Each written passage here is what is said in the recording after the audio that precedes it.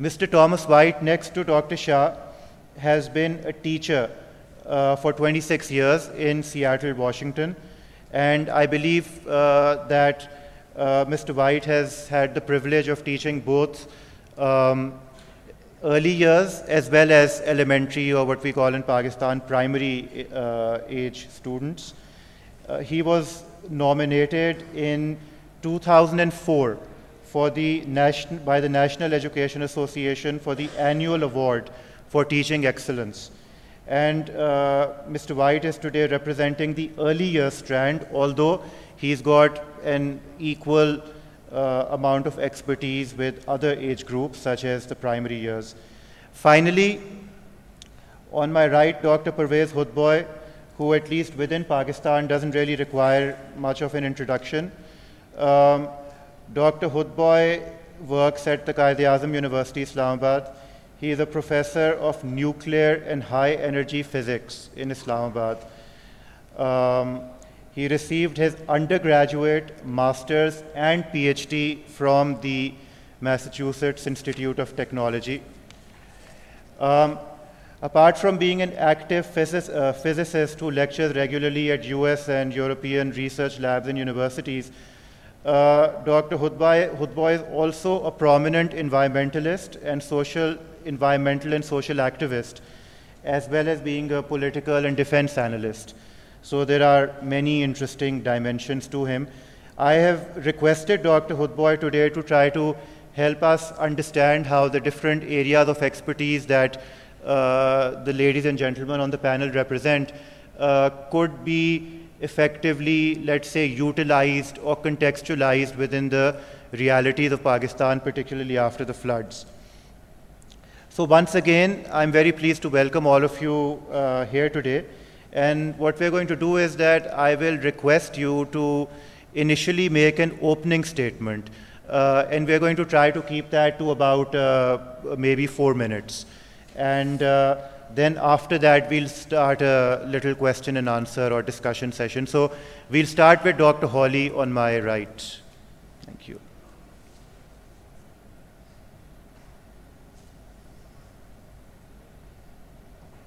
Can you hear? Oh, good.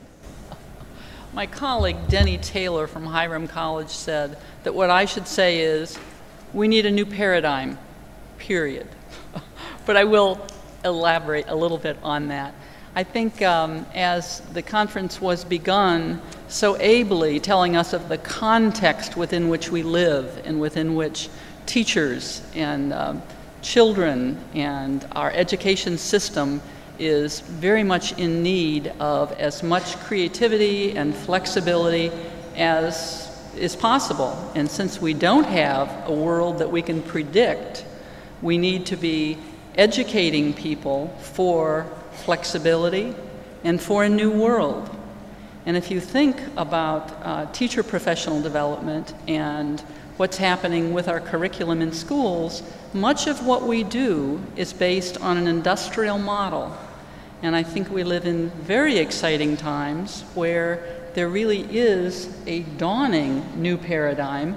And this new paradigm is really taking us from an instructional approach where we're very much concerned about what we are teaching to more of a learning approach where we're very, very interested in how children learn, how people at all ages learn, and what that means for us in our teacher preparation and continuing education.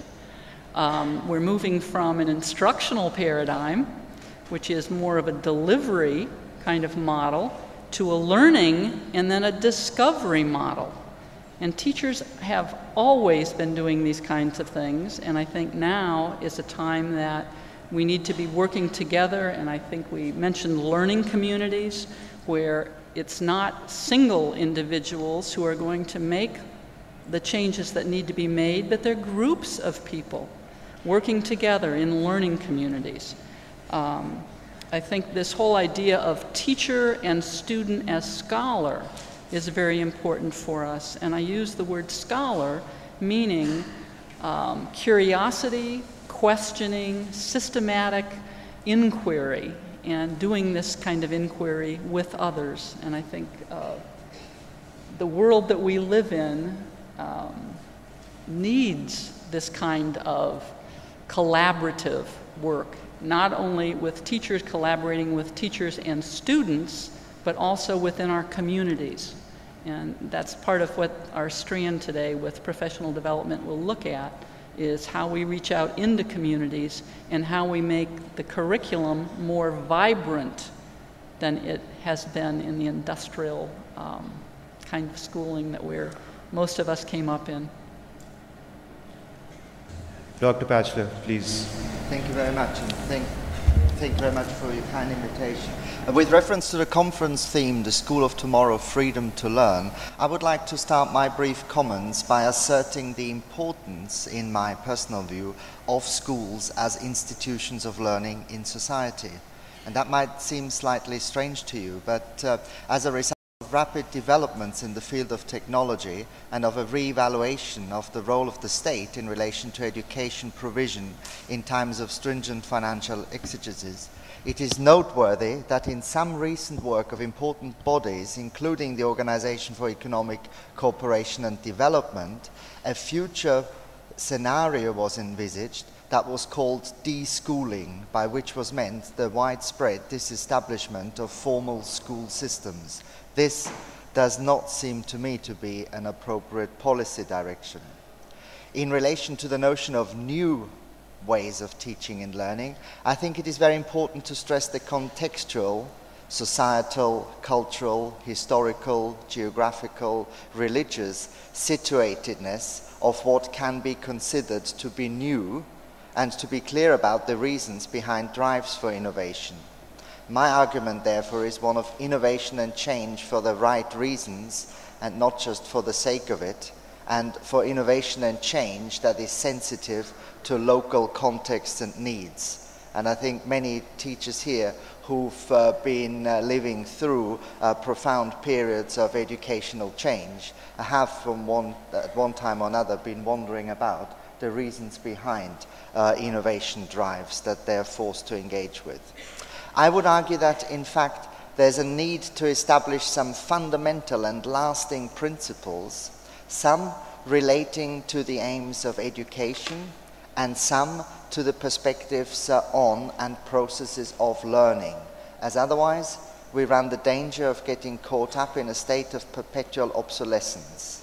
In relation to the aims of education, I think we need to retain clarity about the need for maintenance of social cohesion and integration, the pursuit of full participation in society through education, and the provision of a shared pool of resources and values. In terms of perspectives on learning, we need to establish and retain a focus on the importance of meaning, of practice, and of community, which all seem to me to be very important dimensions of learning. There exists, therefore, in my view, an urgent need for a framework for discussing the fundamental societal, cultural, economic, and technological changes currently bearing on education in order to enable practitioners, policymakers, and researchers to develop appropriate interventions in their respective spheres. In short, I would urge us to be very careful about to examine the relative contribution of the new and make sure that it is founded in very, very good and strong principles. Thank you, Dr. Pachler. I'll now request Dr. Saeeda Shah to make her opening statement. Dr. Shah, I just want to remind you, represents the educational leadership strand of the conference. Bismillahirrahmanirrahim. And the area of focus that I have been asked to speak about is educational leadership leading to innovation and development. As the theme which was indicated by Mrs. Kasuri earlier, in the context of changing education in a global context, obviously we need to look at what are the primary issues for educational leaders in that global changing context. Obviously, the first significant thing for the schools and for any educational institution is, what is the aim of learning? What really we do need our young people to learn when they are preparing them for, as Mrs. Kasuri said, for a world which is 25 years later on, or maybe 50 years later on, they will be there, but we will not be there anymore. So preparing young people for a world, that is the role of the educational leaders, and that means bringing together different themes of what they need to learn, how they need to learn it. That's another thing. What are really the skills, the abilities, the potential that we need to develop in these young people to cope with the demands of a world which we can only imagine, but which we don't really understand what it will be.